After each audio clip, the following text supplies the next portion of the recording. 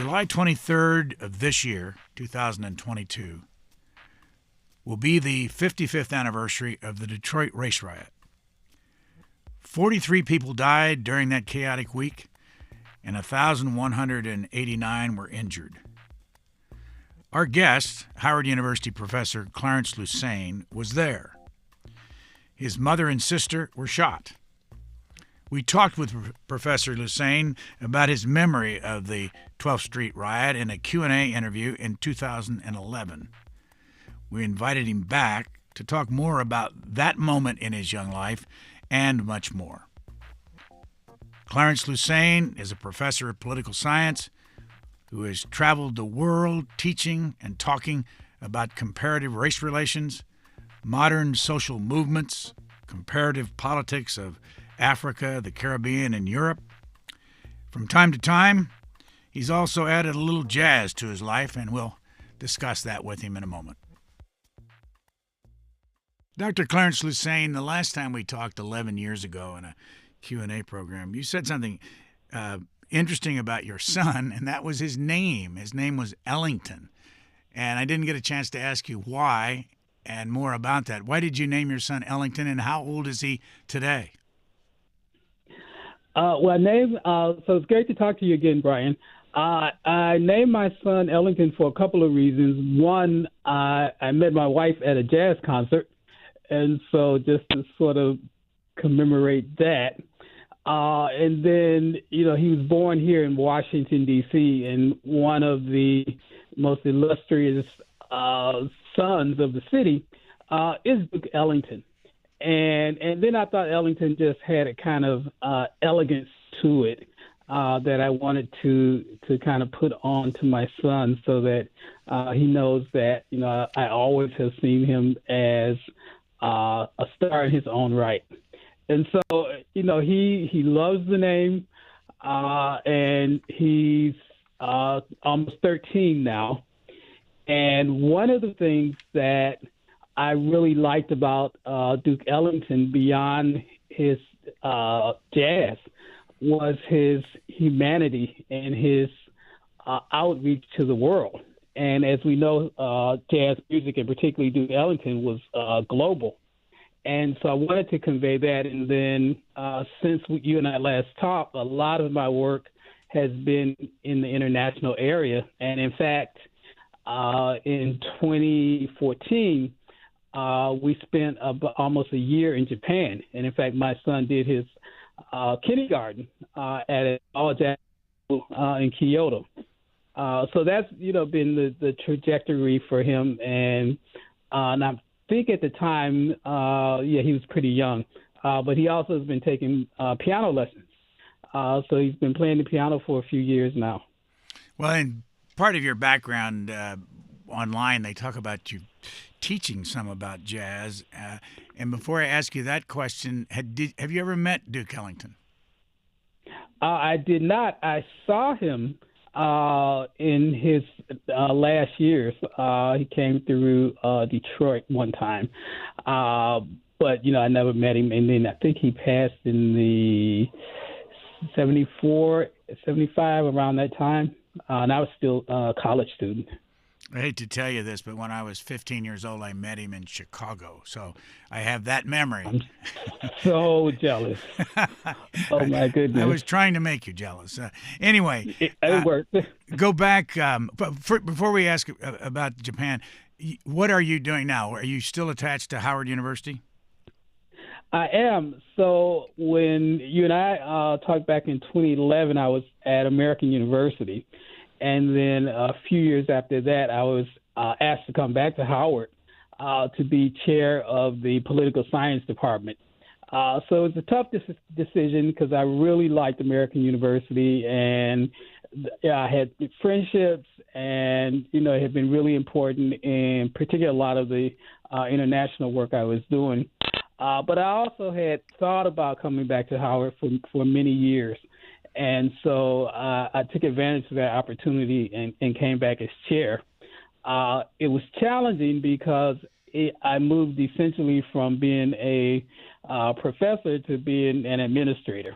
And so I spent, 4 or 5 years working on just day-to-day administrative kinds of duties, which are necessary, but it was really kind of not my inclination, and it pulls you away from the kind of research you have to do as a scholar, the time you need. So I did one term, and so now I'm no longer chair, but I'm still in the department at political science at Howard. Go back to Japan. Why were you there, and your son was 5 at the time? Yes, so American University had an exchange program with Ritsumeikan University in Kyoto. And, elementary school system was starting. And so we were trying to decide whether to put my son in either the English language American school or to put him in the local school. So we said, let's put him in the local school, see if he likes it. If he doesn't, then we will move him. But he absolutely loved it. No one at the school except for one person spoke English.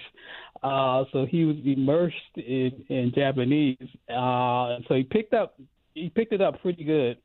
And the school was very, that grade, kindergarten was very active. So they didn't just sort of sit in a classroom, but they were out cleaning streets. They were going to the parks.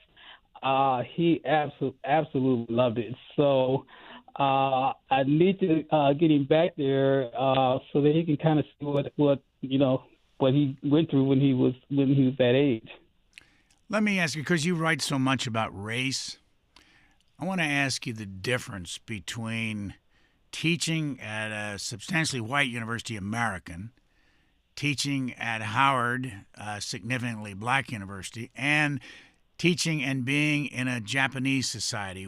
How do you see race different in those three environments? Now, that is a great question. And it's also shaped by status. So American University is not only a predominantly white institution, but also primarily middle and upper middle class in terms of our student base. And so students come with a great deal of resources. They've come from educational situations that were top-notch. So there's a different kind of dynamic between professors and students at American University. And it's a liberal university, so its attitude towards issues around race as a university tend to be liberal and progressive, which is different than, of course, some other PWIs. At Howard University, we're steeped in tradition.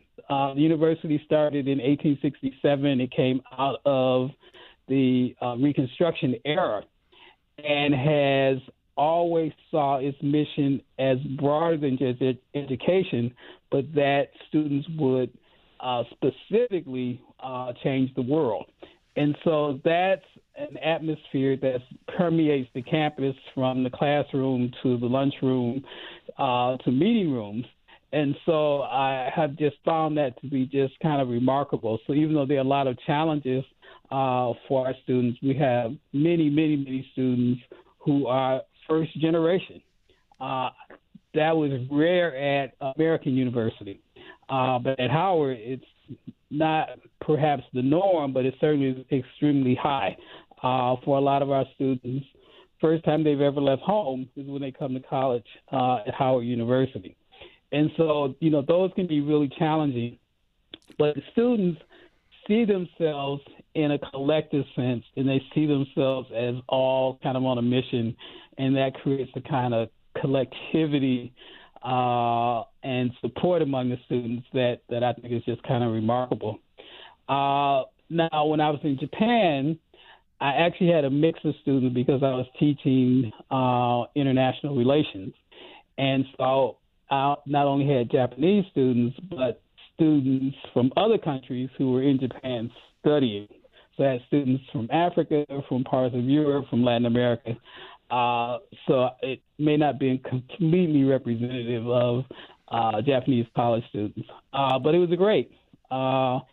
It was challenging because the students, almost all of the students, had not thought a lot about issues of race, except in the most generalized way possible. And so for a lot of what I went through was sort of the first time they sort of had to reflect on what phenotype difference means, what systemic racism means, what institutional racism means. But I enjoyed it immensely. As you know, when we last talked, we spent a little bit of time, not much, on a major event in racial politics in the United States, the Detroit riots of 1967. For those that didn't hear that first interview, how old were you then in that July of 1967? Where were you during those riots? And my memory is your mother and sister were shot during that time. I want to catch up on that part. First, let me say that after that discussion, because it really opened up some doors I had not thought about a lot, I actually went back and talked to my sisters. And I actually got, a different perspective because I saw it through my eyes. But through their eyes, they saw it very, not very differently, but, differently.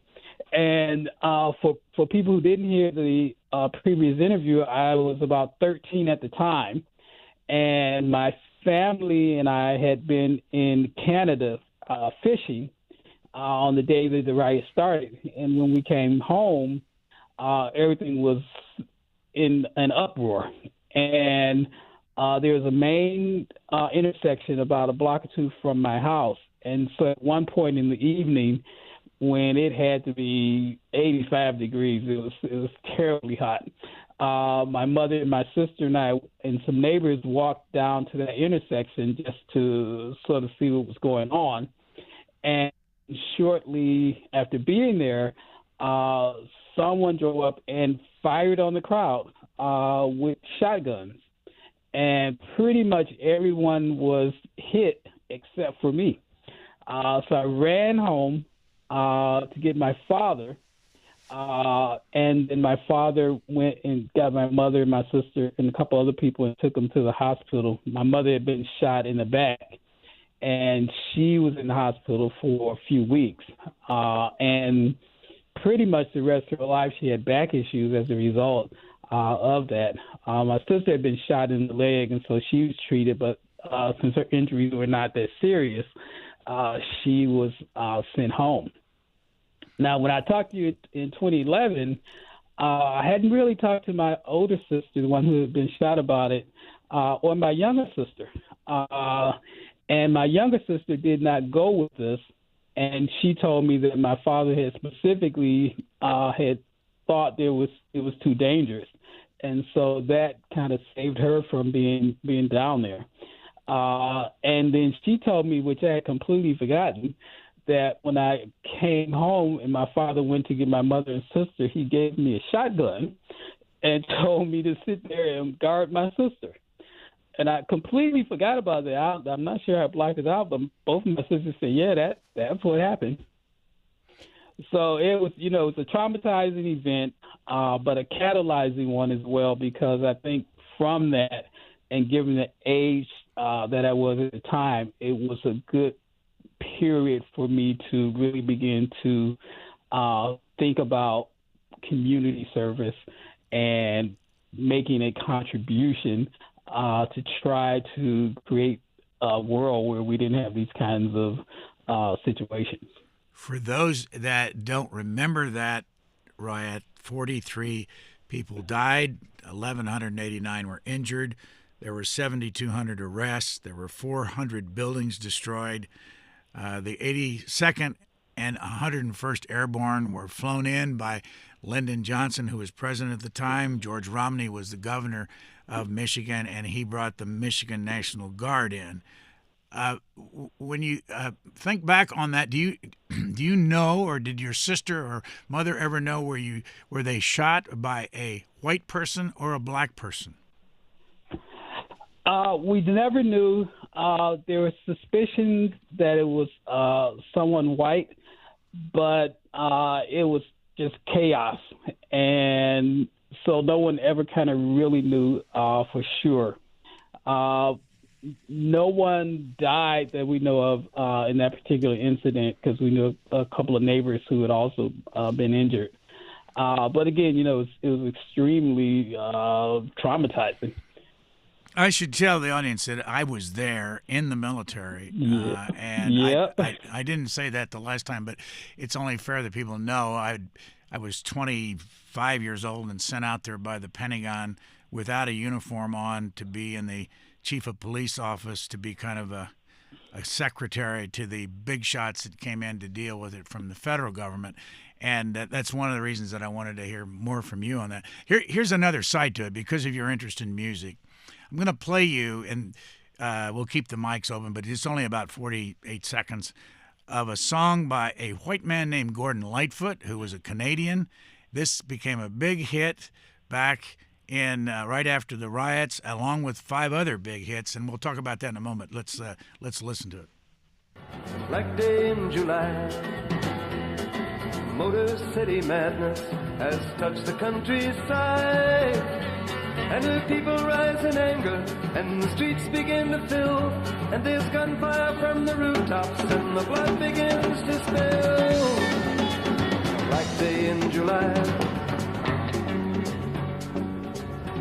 In the mansion of the governor, there's nothing that is known for sure. The telephone is ringing and the pendulum is swinging, and they wonder how it happened, and they really know the reason. And it wasn't just the temperature, and it wasn't just the season.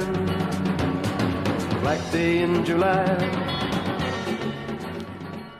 Clarence Lusane, do you know that song? I do not. I know Gordon Lightfoot in his work out of the period, but I don't remember that particular song.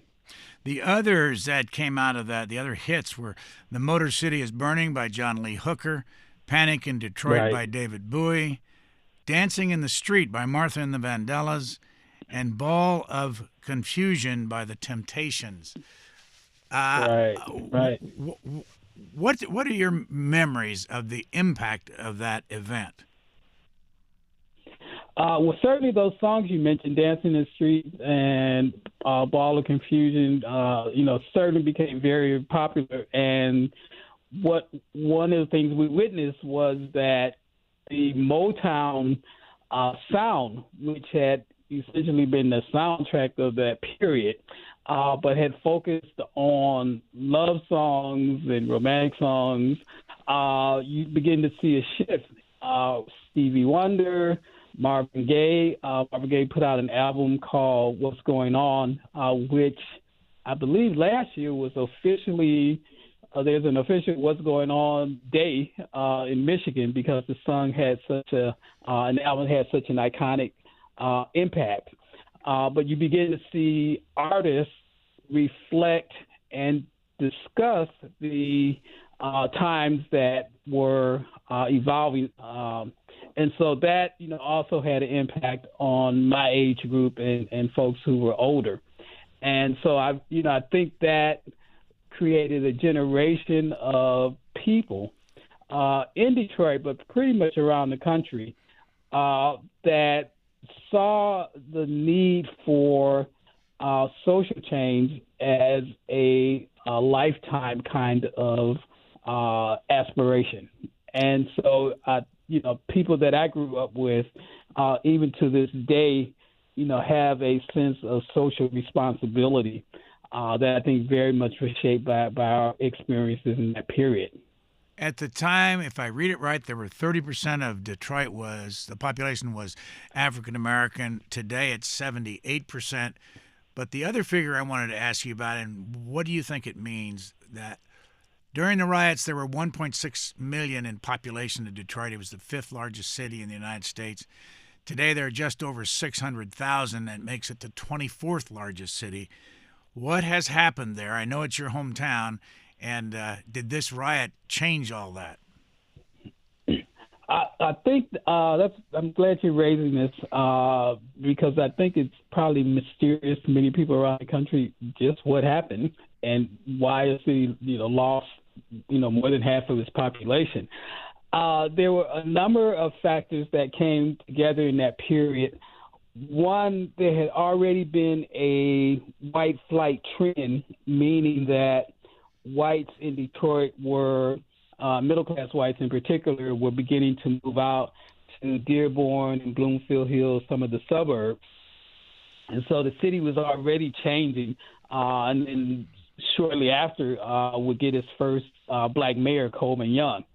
So that was one factor. But then deindustrialization. And Detroit, unlike some cities and like some cities, did not adequately plan for what would happen if there was a downturn in the auto industry or if the auto industry shifted elsewhere, out the country, for example. And so not being prepared for that eventuality, the city had a very, very difficult time when the oil crisis hit and then when the auto industry dramatically shifted away. I think I had mentioned before I had worked for a short time at the Ford Motor Company, the Rouge plant, which at one point had been one of the largest plants in the world with tens of thousands of people working there. And I literally applied one day and was working the next. And so the opportunities in the late 60s, early 70s were extremely high. But that, of course, changed, and it created, massive poverty and economic despair in the city. And the city it simply never was able to recover. And then with the crack epidemic that came in the 80s, 90s, and crime, it drove, many people out of the city. And again, the city had not adjusted. And it took a while. There are people actually coming back to the city. It stabilized probably 10 or 15 years ago, and you begin to see a bit of a turnaround. But it's still very challenging in the city. And the city looks strange because with so many people having left, it meant that whole neighborhoods disappeared. And because it was a blight of housing, abandoned housing, the city also at one point just leveled those areas. So you go around the city and they're just patchworks of grassy area. Where I grew up simply does not exist anymore. It's just like a pasture. It's just like a large area where there used to be houses, there used to be homes, and that's all gone. But in the center of the city, the rents have been rising, housing prices have been rising because, there's a certain attractiveness to the city now generations later, a couple of generations later. What comparison would you make between what happened after the 67 Detroit riots and what happened after the George Floyd death? Interesting question. The 67 riot, as you know, took place where in the middle of what were movements already around the country. So you had radical organizations like the Black Panther Party, which had started in 1966. So in 1967 and then into 68 and 69, it was actually growing and peaking. You had the civil rights movement, although some would say it peaked after the 64 Voting Rights Act and the 64 Civil Rights Act and the 65 Voting Rights Act, but it still existed. And you also had a period in which the first large generation of elected officials at the local level, at the state level, and then at the federal level was starting to develop. the Voting Rights Act in 1965 initiated a wide opportunity, and so you begin to see many people focused on that. When we get to the George Floyd crisis in 2020, we're in a very, very different period. There are activist organizations, but they're somewhat limited, and it happens, of course, in the middle of a pandemic. And it happens in a situation where you got millions of people sitting at home who are shocked out of their seats by what happened with George Floyd, in part because, of course, it was recorded. And so you get people who had never thought about being active kind of out in the streets. I talk to my students about this a lot, actually, and that's exactly what happened with them. They were at home, and, they may have protested even if they had been on campus, but, they were at home, had nothing to do, and so that became an outlet. And then, of course, there were other cases that fed into the George Floyd moment. Breonna Taylor, and Arbery, and so forth, that just continually fed the anger by many young people and older people about these unresolved issues of police killings and harassment or extrajudicial killings of individuals.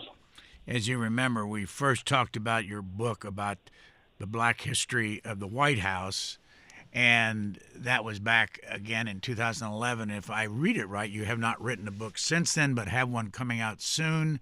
2 questions. Why no book over the last 11 years, and why the new one? Great question. So kind of as an academic, you write books, but you also write articles and you work on research projects. So I've been doing a lot of that over the last 10 years or so. And, that's the kind of work that's sort of in-house or within your sort of field.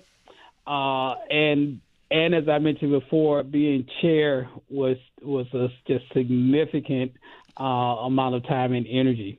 But having sort of gotten past that, what I have coming out this year is a book called $20 and Change, Harriet Tubman, Andrew Jackson, and the Future of American Democracy. And what I do in that work is look at the issue of Harriet Tubman being on the $20 bill. And what does that mean in terms of this view of history and democracy through the lens of Harriet Tubman versus the lens of Andrew Jackson. But beyond that, how does the question about her being on the $20 bill reflect the period we're in overall, and particularly something that I've been working on the last 10 years or so around issues of democracy. And so part of what I've been doing since you and I last talked has been a lot of time on the road, some working through the State Department, through other vehicles, going to places, and in some instances taking my students, looking at these issues of human rights, democracy, and racial justice. So I took students to Rwanda.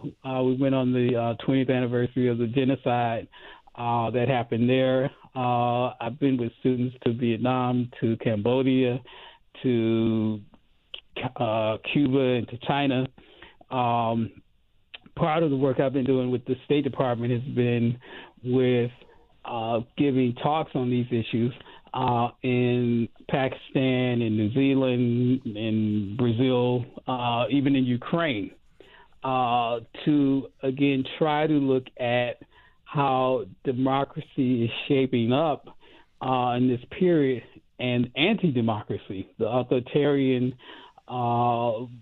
thrust that we're seeing in many places around the world and even here in the United States.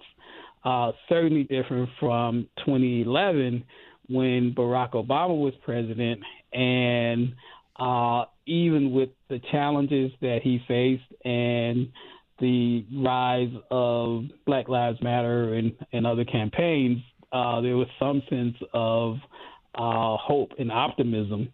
And that changed dramatically after 2016, and we're still kind of living through the consequences of the last presidency. And so a lot of my work has been focused on that, and the new book really kind of takes up this issue of democracy. Go back to your early life in Detroit. You went eventually to Wayne State University, which is right there in Detroit, for your undergraduate work. Then you got your master's and your PhD at Howard. What were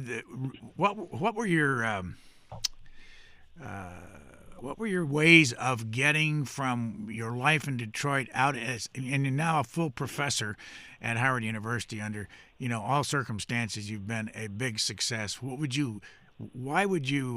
How'd you get there? That's my question. Along the way, who made a difference in your life, and what would you tell other young people about how they can do what you've done? Well, thank you for that. So, one thing I would point out is good fortune, because I think often what happens to people along their way is unlucky events. People get illnesses, people have accidents. There are things that happen that derail people in their life. And so I always want to kind of underscore, people should really count their blessings as they kind of go through, because, we could have catastrophes, and, that can just have an impact for decades, if not the rest of your life. So, part of it has been, I've just been very fortunate, I think, just in a general kind of sense. Then I think I have focused not as much on trying to be a success as much as in any environment in which I find myself trying to be the best and most ethical person in that situation. And then I think, applying that, that keeps me grounded and keeps me focused.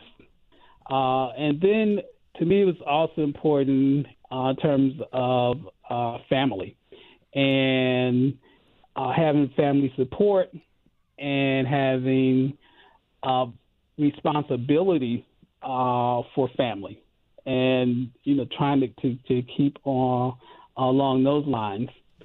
And then I also had great teachers from elementary school, actually all the way up to into the university, and hopefully that has shaped how I teach, being very sensitive to what helps students learn, as well as what helps students keep students grounded along the way as they're facing challenges. Thank you, Tom. But teachers I've had have been just absolutely outstanding and kept me going on the straight and narrow. I think you told me that your mother had a fifth grade education as far as she went, and your father eighth grade, or it may have been reversed. Is that true? Yep, that's true. But both were very education oriented, and their goals at the time was that my sisters and I would, we definitely had to get out of high school. But then as we got older, my mother was quite aware of, there might be opportunities for us to go to college, and so she was an advocate for that as well. So there was family support all along the way. Did your two sisters go to college? They did. What? And one went to Wayne State. And what are they doing today? They both are retired. So, we're all like in our 60s now. And so they worked for the city of Detroit and worked in utility companies, and they have finished. They're retired. My younger sister has a place in Florida. We go down there and hang out. So I'm the old guy that's still working. Go back to what you said about going to Rwanda and Vietnam and Cambodia and Cuba and China with students. How many did you take, and how did you afford, or how did they afford to be able to do this? Oh, so most universities now have, I won't say most, but a lot of universities now have what are called study abroad programs. And so these are well-organized part of the university where there are partnerships with universities in other countries. And so it's just kind of a normal thing for students. And I really encourage it that at some point in their university career, they should spend a semester or spend a year studying somewhere. So you have study abroad programs, and so I've taken students on that. For example, when Obama was president, the relationship with Cuba had opened up, and so a lot of universities had partnerships with the University of Havana and other schools to bring students down and to have a course. So I took students to do that. Same in Brazil. And then a lot of universities also have what are called programs where called alternative breaks, and these are doing either spring break or summer break, where students will organize trips that are related to issues of social consciousness. It could be here in the United States, doing work on a Native American reservation, for example, or internationally. So to Rwanda, we had an alternative break tour, a visit, with I think there were 15 students that were on that trip. And, we organized the trip, we organized the itinerary, we visited museums relative to the genocide. We talked with lots and lots of people who had been victims, as well as people who had perpetrated the genocide. We went to a prison, for example, and we met with doctors, we met with diplomats. And these are students pay for this. Part of the university pays for it as well. It comes out of their tuition, but that's it's a finance situation, and it varies. When I went to Cuba, I went to Cuba several times. We had about 12 graduate students, which was very different than going with undergraduate students, because the graduate students all have specific research projects. The undergraduate students is more kind of a general exposure. So that's the situation. From all your travel, all the different countries, did you ever notice your race making a difference to the people you were visiting? Yeah, because there were areas or countries I went to where there just were not a lot of African Americans or people of African descent, like Vietnam, for example, where there, of course, there had been African Americans there back during the war days, but not a lot there now. So it can be kind of unusual. And in Ukraine, there's a notable African population during the Cold War period when the Soviet Union was around. It invited students from Africa and from other developing countries in the developing world to come and study. When the Soviet Union fell, a lot of that stopped. But Ukraine actually continued and expanded the program. So there were a lot of African students, and there are a lot of African students in Ukraine. Now, as it turns out, Many of them are in eastern Ukraine, which is where the war broke out back in 2014. And when I actually went there on the State Department trip to talk about human rights, it was shortly after the war had broke out. I was in the capital for a while in Kyiv and got a chance to meet with some of the black people who live in Ukraine. There's one black human rights organization, and I had an opportunity to meet with them and then go around and talk to some people that they were working with. But then when I went to Western Ukraine, to Lviv, where I was giving my it was like a week present seminars on human rights, I did not see another single black person at all. And so, it was that kind of environment. So I've been in that before, and, you kind of deal with it. Generally, it's not a problem. It's more kind of your curiosity, but sometimes it can be tense.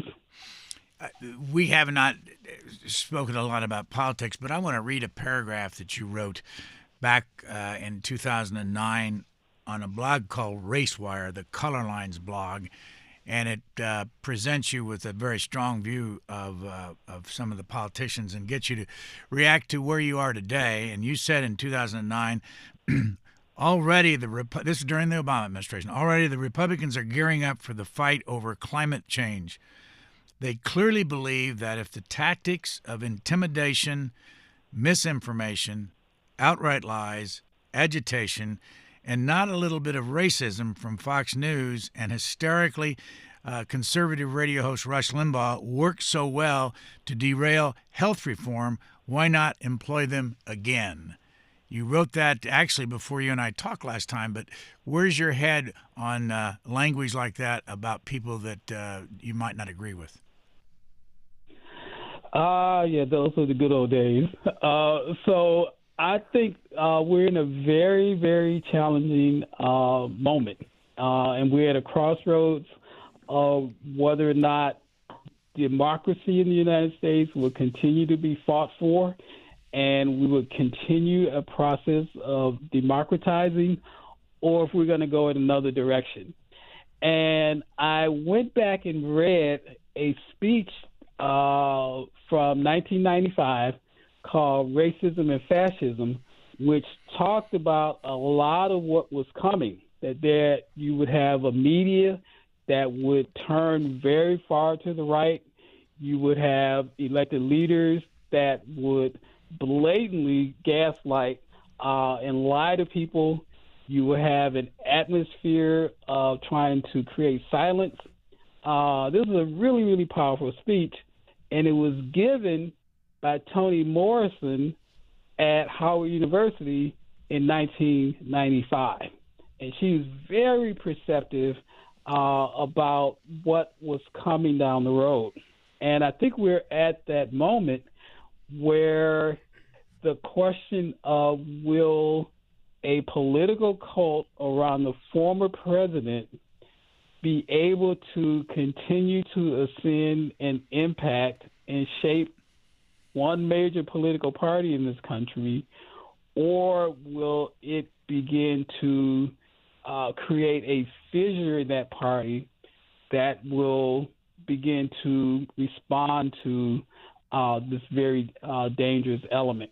And I think the jury is still out on that question. And what the 2022 elections and 2024 elections forebode is not really great. It's difficult to see how the Republican side will accept losing, or how the Democratic side will accept another Trump ascendancy. So we're in a situation where I am very worried, and I'm generally optimistic, but I'm very worried about these trends. When you see a American black like Clarence Thomas or Jason Riley, and you wrote about Condoleezza Rice and Colin Powell, even though Colin Powell switched to be an Obama supporter. But when you see a black person who is supporting the Trump administration, whether it's Ben Carson or whatever, what's your reaction to that? So I do draw a distinction between black people who are conservative that I very much disagree with, but it's disagreement on principles, which I think is very different than support for someone who has fascist tendencies and who would in a second send the country back decades and generations.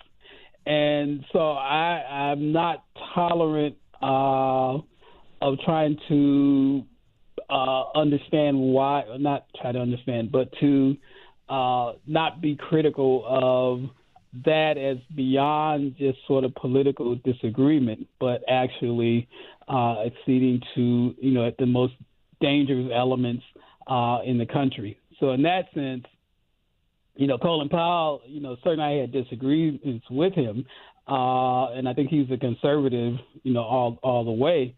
But I think he took the right and principled stand when he saw what was going on with Donald Trump. When you look at a Ben Carson, in my estimation, or Clarence Thomas, they have decided to go with the authoritarian road. And, that to me is beyond whether they're black or white, but that they have, made a decision that could bring, the worst harm to the country, to everybody, and that should be criticized. Go back to your times, how many times have you been to Cuba? Maybe 10 or 15. It's been a lot. You talk about. I went earlier when I was in very young in the 70s. You talk a lot about the importance of democracy. Tell me if I'm wrong, but Cuba is not even close to a democracy, and you're down there a lot. Do you teach democracy in the middle of that group down there, or you just go another direction? No, so I agree. I think Cuba is not a democracy. But I think it's a society that you can engage with and at various points has been open to challenges around raising issues around democracy and race. So when I took students down in 2013, I think it was, we had a course on Cuba and race. And at that point in Cuba, you could talk about the issue. You couldn't do it earlier. I've been down in other periods where the issue could not come up at all. But Cuba had evolved, and it didn't just necessarily agree with the perspective that some of us had, but you could have that discussion. So I see it as kind of opening, like Vietnam. Vietnam is not a democracy either, but you can have discussions. Even as you try to push for a greater understanding of democracy and need to respect for human rights and those kinds of issues. Do you feel any? But Cuba, go ahead. Cuba is too close to us to ignore, and isolation just has not worked. What's your view, and this has been talked about a lot lately, by the time people hear this, the Olympics will be over in China. But leading up to it, a lot of talk about the imprisonment of the Uyghurs, 1 million or so over there, who kept, away from even a non-democracy like China. But do you feel any need when you go into a place like China to protest that kind of thing? I would not say protest as much as to raise the challenge, to raise the issue. So I've been in China, and I've met with former generals, for example, who have a deathly fear of U.S. Efforts to destroy China, and that sort of shapes everything they do. And I will sit down with them, with other colleagues, and walk through what I think is the U.S. agenda towards China, and what people in the U.S. are not trying to destroy China, do not want a war, but also that China is not a democracy, and that is a fundamental kind of difference to discuss. And so when I go to these countries, most of the time I'm going to talk about human rights and democracy and racial justice. So I try to keep all of that stuff on the table as much as possible. I think I mentioned to you I was in Pakistan, which again, in my estimation, is not a democracy. And I spent pretty much all of my time, and I think I talked at like 7 or 8 universities. I talked to some human rights organizations, to some religious groups. All of my focus was on human rights, civil rights, and political rights. Anybody ever try to, this is strong, shut you down in any of your visits? Oh, sure. But, most of the time, the fact that I even get there means that it's kind of organized. But, there will sometimes, like when I was in Pakistan, there was an article in one of the newspapers, pretty much calling me an imperialist and, some other names. So there's got to be an effort to do that. But, I figure if they let you in the country and they know where you're coming, then, you got at least a somewhat of a door open. And Pakistan was dangerous, and so it required 24-hour security. But it wasn't just for me; it's for all American and American diplomats. But even in that context, you have to stand your ground. Come back to your son Ellington. Again, how old is he? He'll be 13 next month, taller than me, and he's doing well. He's in middle school now. He very much likes math and science. Those are kind of his two wheelhouses. You often hear black parents talk about having that conversation with their sons. And you know what I'm talking about, driving while black and all these references to race. Have you had that conversation with your son? And if you have, what did you tell him? We have had that conversation. We've had it a couple of times because, having it when he's 9 is different than having it when he's 12. Where now he's much more out there in the world in terms of visiting friends or that kind of thing.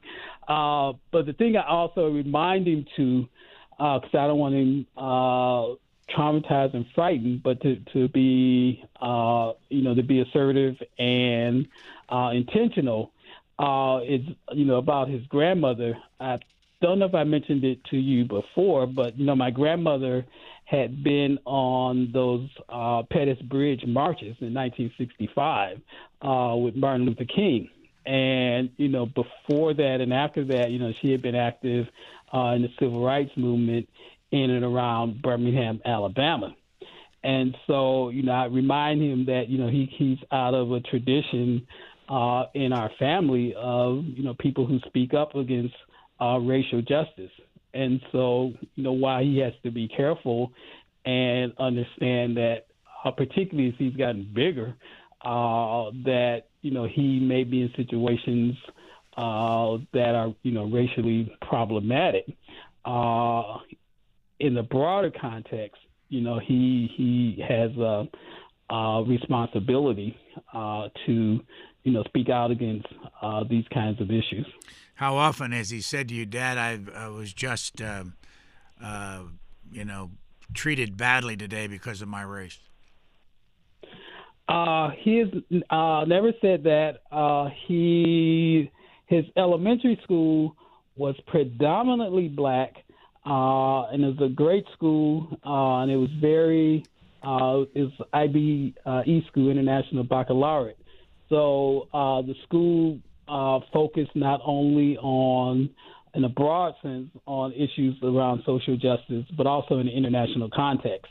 And again, I think, not only his experiences in Japan, but as much as I can, I take him with me. So he went with me to New Zealand. He's been with me to other countries. And so he knows the kind of discussions I have and talks I have. And so, he kind of recognizes that. And then the school he's in now is overwhelmingly white and middle class, but very liberal and conscious. And so they would discuss the Holocaust, they would discuss civil rights, they would discuss LGBTQ issues. So he's in a environment where I think he's getting a well-rounded education. So when I talk to him about policing and race, there's a context for it. As you know, the population of the United States has about 13% African Americans, but the prison population is about 40% African Americans. Why do you think that's the case, and what's the answer to reducing that number? So I think in many ways that's kind of always been the case. There's just been a very long-standing way in which policing has been one of the vehicles for social control. And to the degree, particularly in areas like in the South, for example, but also outside of the South, where racial segregation and racialization of housing, policing, education, healthcare all were fairly acute, then you see these disproportionalities. There's tremendous need for reform in the criminal justice system. The George Floyd Policing Act, Policing in America Act, would have been an important step, although it had many limits. But it could not even get a hearing on the Senate side. So until there's a commitment for legislators, either at the state or federal level, to seriously begin to look at what are some, many ways, steps that can be taken to address some of these concerns, it will continue almost on automatic pilot. Even in circumstances where there are black mayors or black governors or black attorney generals, there's an institutionalization that continues to feed these racial disparities. We'll wrap it up, but before we do, I want to ask you one. I read somewhere where you talked about a relationship you had with Harry Belafonte. And I know you teach some jazz in your classes. Why do you teach jazz? And what was your relationship with Harry Belafonte? Harry